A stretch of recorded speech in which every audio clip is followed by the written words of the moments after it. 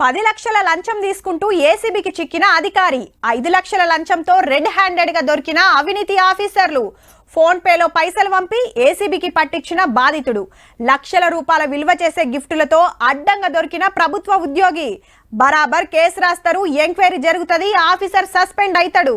కానీ లంచం సర్కార్ ఆఫీసర్ల కాడనే ఆగదుల్లో, బయటికి తెలవకుండా ఆఫీసర్లకు మించి కమాయిస్తారు కొందరు.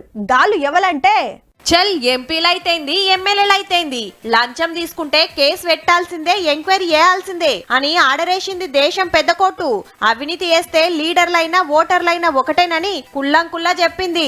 4 గంటల కిందట ఓ జార్ఖండ్ ఎమ్మెల్యే మేడం పైసలు తీసుకొని రాజ్యసభ ఎలక్షన్ల ఏరే పార్టీకి ఓటేసిందనేది కేసు.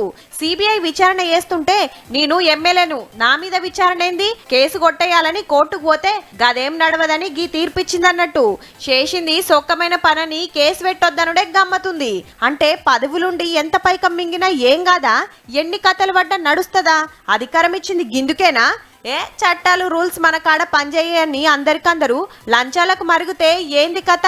మొన్న హిమాచల్ ప్రదేశ్ రాజ్యసభ ఎలక్షన్ల గిట్లనే అయింది. 6 కాంగ్రెస్ ఎమ్మెల్యేలు బీజేపీకి ఓటేసిండ్రు.